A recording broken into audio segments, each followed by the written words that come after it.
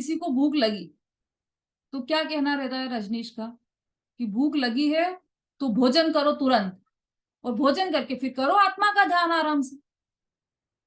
इच्छाओं को पूर्ण करो अपनी, जिस चीज की इच्छा हुई है वो पूरी इच्छा करो, ऐसा उनका एक मत ही चलता है। ऐसा पूरा मत मतलब उनकी मान्यता ऐसी रहती कि इच्छाओं को पूर्ण करना ही सुख है। लेकिन वास्तविक बात यह है कि इच्छाएं तो कभी भी पूर्ण नहीं होंगी, कभी भी पूर्ण नहीं होंगी। इच्छा कितना भी उसका गड्ढा भरो, इच्छाएं कभी पूर्ण नहीं होगी। और पूरा नर नर जन्म, ये मनुष्य भव जो हमें दुर्लभता से मिला है, जिसकी अभी चर्चा आई थी ना, यह मानुष पर्याय सुकुल सुनी वो जिनवाणी, इह विधि गए न मिले सुमणि जो उदधि समानी। ये लाइनें पढ़ी थी ना हमने। तो ये पूरी मनुष्य पर्याय हमारी इच्छाओं की पूर्ति में ही निकल जाएगी, और इच्छाएं हमारी पूर्ण नहीं होगी, बढ़ती ही जाएंगी। जैसे अग्नि में घी डाल दो, मानो पावक में घी डाला, ऐसा ही है ये। अग्नि में घी डाल दो तो क्या होता है, बुझ जाती है क्या इच्छा, कि और भड़क जाती है वो अग्नि, है ना। कार लेने की इच्छा हुई तो क्या करें कि ले लो, इच्छा पूरी हो जाएगी तो फिर शांति से मन लगेगा पाठशाला में। अभी तो मन नहीं लग रहा है, रोज विचार आता है कि यूट्यूब पे देखें कि कौन सी कार ज्यादा अच्छी है वो लें। ये विकल्प रोज चलते हैं, तो अपन एक बार ले लो गाड़ी और खत्म करो ये काम। ले ली गाड़ी, होंडा सिटी ले ली मान लो, फिर अब तो सुखी हो गए कि नहीं हो गए, कि वो पावक में घी डालने की तरह हो गया है।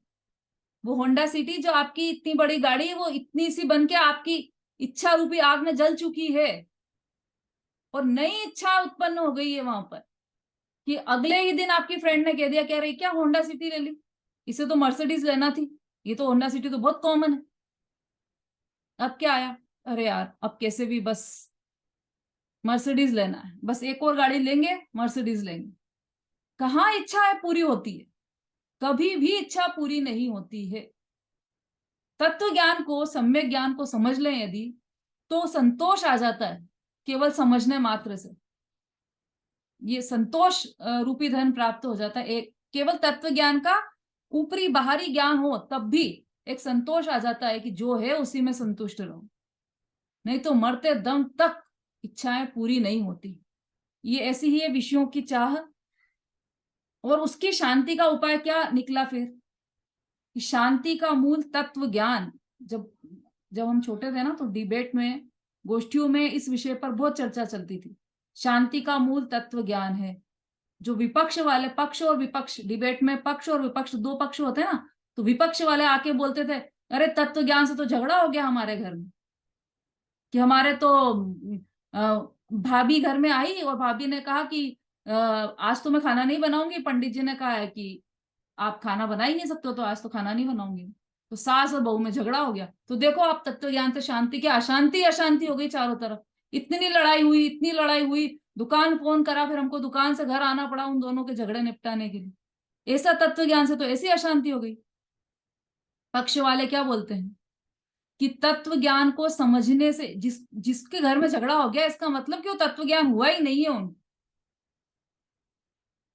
तत्व ज्ञान तो शांति का मूल है। तत्व ज्ञान से सर्वत्र शांति होती है।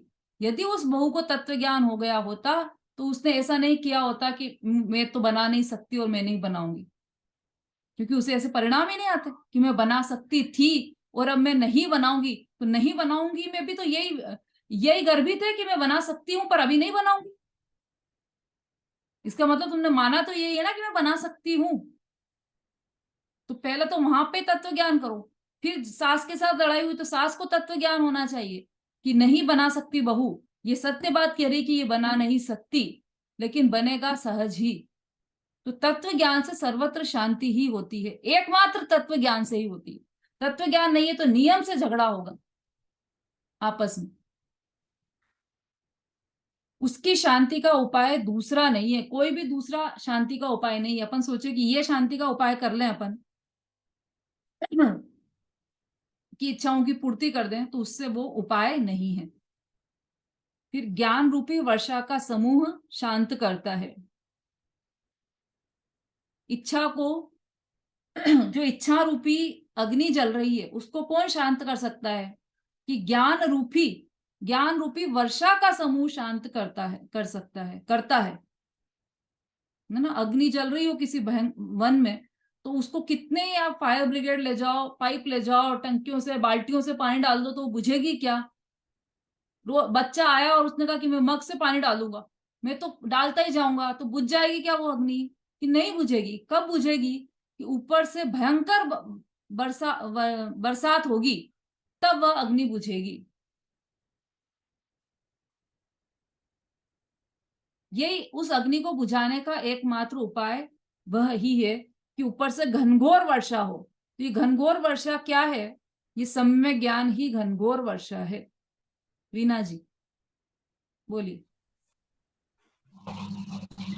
दीदी अभी जो तत्व ज्ञान का आपने बताया था ना, अगर उनको ये तत्व ज्ञान होता तो वो झगड़ा नहीं करते। एक तो ये सोच के नहीं करते कि भाई जो कार्य होगा वो स्वकाल में होगा।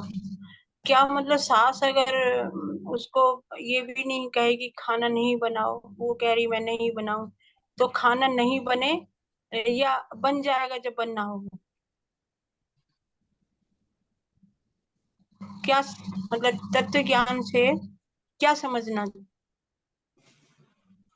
हाँ रूबी जी बोलिए। हाँ दीदी, मैं तो ये कह रही थी, जो आपने एग्जाम्पल दिया था ना कि खाना खाने की इच्छा पहले पैदा हुई थी और फिर हुई बाद में पूरी, तो बीच में अनंत समय निकल गया। तो वो देवों के साथ भी ऐसा होता है क्या? उनकी जो इधर इच्छा हुई उधर पूरा हो जाता है? वो तो अमृत उनके कंठ में से निकल जाता है। हाँ, तो तो उसमें वो अनंत समय लग जाता है? अनंत समय बीच में नहीं आता? कुछ समय तो लगता ही है ना। कुछ समय इच्छा हुई और फिर कंठ से अमृत निकला, तो कुछ समय तो लगता ही है। और ये तो एक विषय का उदाहरण है, रसना इंद्रिय का केवल। ऐसे तो अनंत विषय हम्म। हैं, अनंत 5 इंद्रियों के अनंत विषय हैं। सब में इच्छाएं पूरी नहीं, किसी में भी इच्छाएं पूरी नहीं होती उनकी, अच्छा। किसी भी जीव की, मिथ्या दृष्टि जीव की। और जो सम्यक ज्ञान प्राप्त हुआ, तो फिर इच्छाएं उत्पन्न ही नहीं होंगी। देखो सम्यक ज्ञान प्राप्त हुआ तो यहाँ पर लिखा है सम्यक ज्ञान से हुआ है, लेकिन उसमें ये समझ लेना कि जो सम्यक ज्ञान हुआ है वो सम्यक दर्शन पूर्वक हुआ है। उसमें तीनों रत्न शामिल है एक साथ ही, सम्यक दर्शन भी, सम्यक ज्ञान भी और सम्यक चारित्र भी। जब सम्यक दर्शन हुआ है तभी सम्यक ज्ञान हुआ है। सम्यक ज्ञान का यहाँ पर बार बार शब्द ले रहे हैं, तो इसका मतलब समझ लेना कि सम्यक दर्शन सहित है। और सम्यक चारित्र की भी उत्पत्ति तो हो ही गई है, स्वरूप स्थिरता प्रारंभ हो गई है चतुर्थ गुण स्थान से। तो ये तीनों रत्न वहां पर प्रकट हो गए। ठीक है।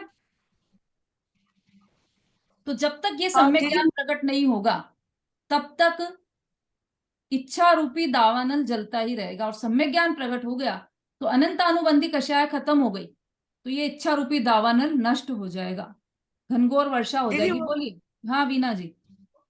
हाँ जी, उसका मतलब थोड़ा सा समझाया, मतलब क्लियर नहीं हो रहा कि मतलब अगर वो खाने के लिए मना कर रही है और सास भी लड़ रही है बना, वो क्या मैं नहीं बनाऊं, तो यहाँ पे क्या समझना चाहिए और क्या रिएक्ट करना चाहिए?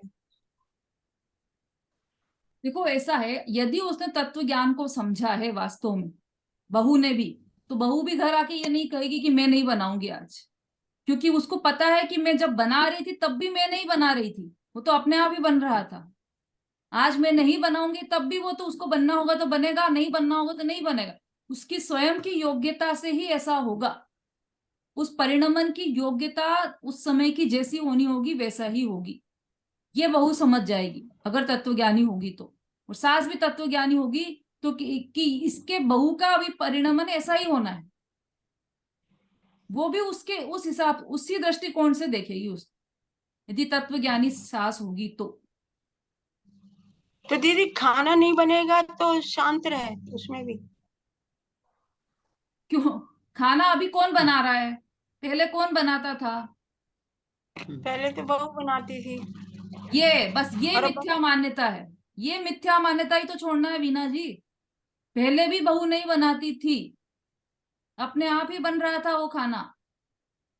आपको दिख रहा था कि वो बहू बना रही है, लेकिन अपने आप बन रहा था वो, बहू नहीं और बना फिर रही। मतलब दिखावे में जो बना रही है वो तो बहू ही है ना, दिखने में तो। अगर मान लो वो नहीं बना रही है आज, तो इसका मतलब आज खाना नहीं बनना है, ये है शिकायत। हाँ, उसको बनना होगा तो बन जाएगा अपने आप, पड़ोसी के घर से मिठाइयाँ आ जाएगी आपके लिए खाने के लिए, कि अरे आज तो हमारे यहाँ ज्यादा खाना बन गया है, आज तो हमारे यहाँ ये है, तो आप ये भोजन कर लीजिए। आपको आपके उदय में यदि भोजन लिखा होगा तो वो भोजन मिलेगा ही मिलेगा, आप चाहे बहू बनाए चाहे नहीं बनाए। ठीक। चलिए, ये देख लिया हमारा, ये अन्वय अर्थ कंप्लीट हो गया है। मतलब सम्यक ज्ञान ही सब इच्छाओं का अंत है। देखो ये चित्र भी देख लेते हैं अपन, थोड़ा सा डल है मेरे इसमें, तो सब में ब्लर है क्या? क्या है पहले चित्र में?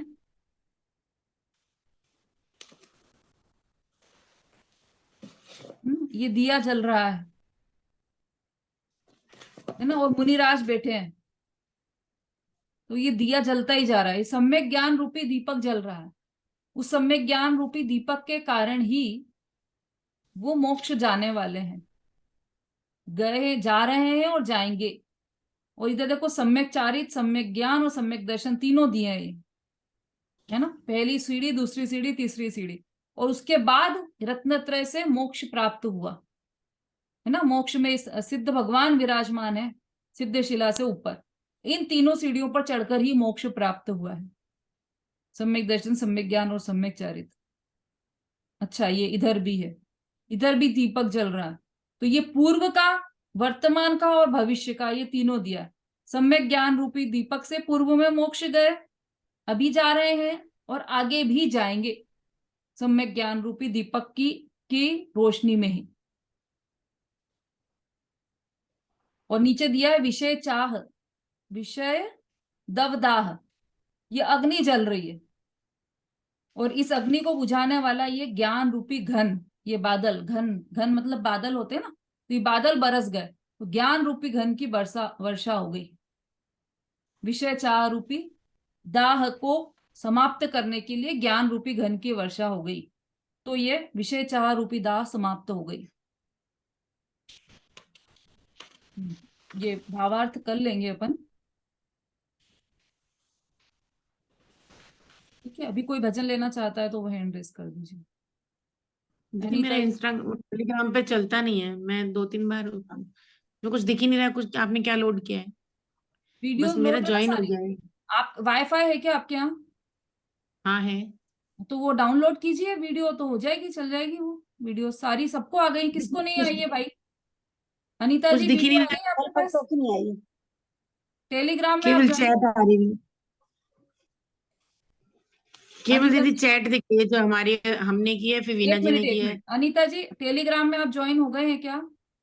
हाँ हो गए मैडम, सारे परसों आपको नरसों वीडियोस की नहीं दिखाई आई। दे रहे हैं? सु- हाँ। है ना, दिखाई दे रहे हैं ना? हाँ मैडम। हाँ ये सबको ही दो दिखाई दे दिन रहे हैं? की नहीं दिखाई दे रही, 2 दिन क्या? की नहीं दिखाई दे रही मैडम।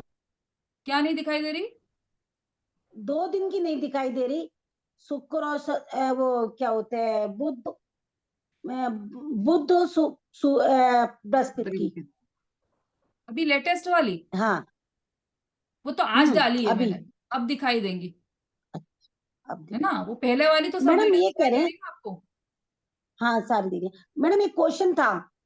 हाँ, एक मिनट एक मैडम मिनट सभी ये अनीता जी, कहते। एक मिनट, इनका रूबी जी का जरा प्रॉब्लम खत्म कर दें भाई। और किसको नहीं दिखाई दे हम्म, रही वीडियो? आरती जी, आपको दिखाई दे रही है क्या वीडियो उसमें टेलीग्राम में?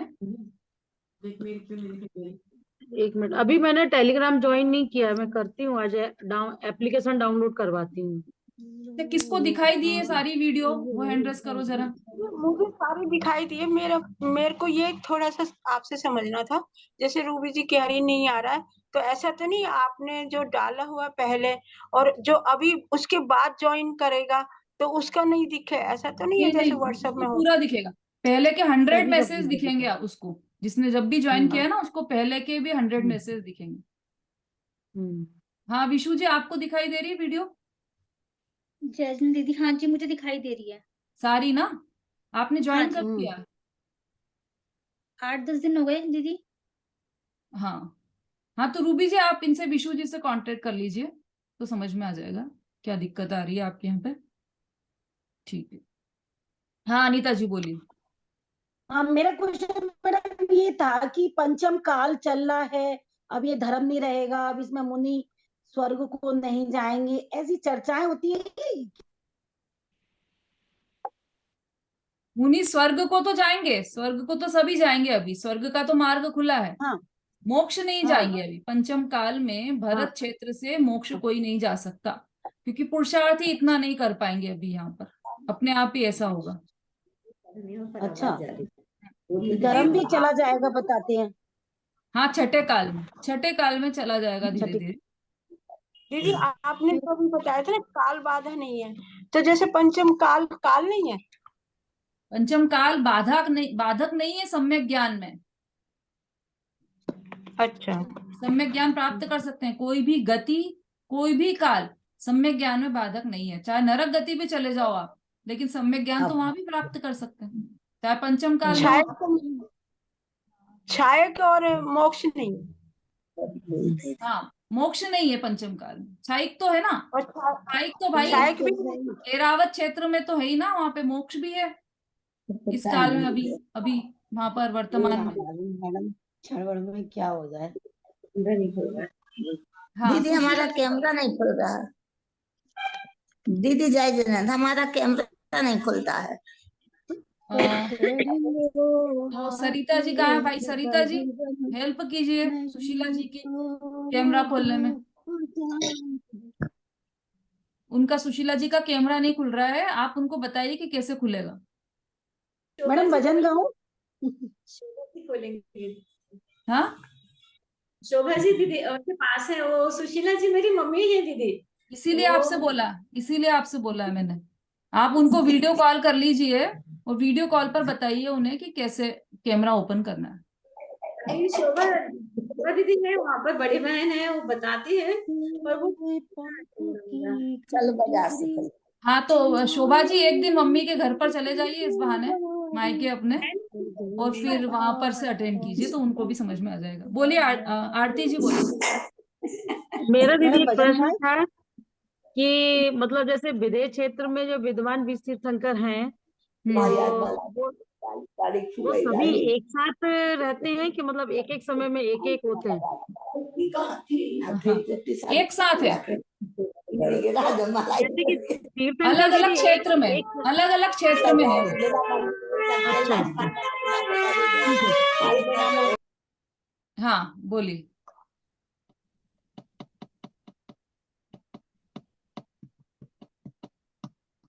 नहीं मतलब बोलिए मेरा आरती। यही प्रश्न था कि मतलब हाँ कि हाँ, मतलब विदेश क्षेत्र में बीस तीर्थंकर हमेशा विद्वान रहते हैं, तो मेरे दिमाग में यही था हमेशा कि मतलब विद्यमान रहते हैं। जैसे अभी जो सिमंदर भगवान है, तो जो हाँ अगले तीर्थंकर आएंगे उस जगह पर वो सिमंदर ही होंगे, अच्छा। उनका नाम सिमंदर ही रहेगा।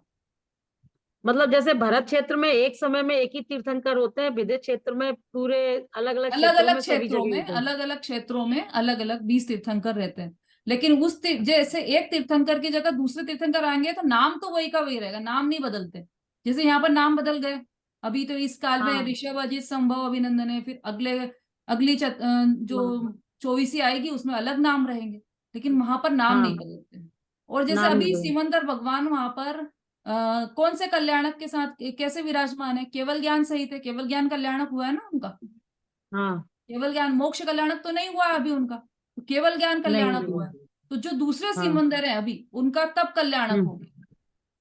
अच्छा अच्छा। तो हाँ, इनका मोक्ष होगा तो उनको केवल ज्ञान हो जाएगा। उनको केवल ज्ञान होगा, ऐसा है। अच्छा बहुत व्यवस्थित काम है, एक एक व्यवस्था हम्म व्यवस्थित बनी हुई है। सरिता जी बोलिए।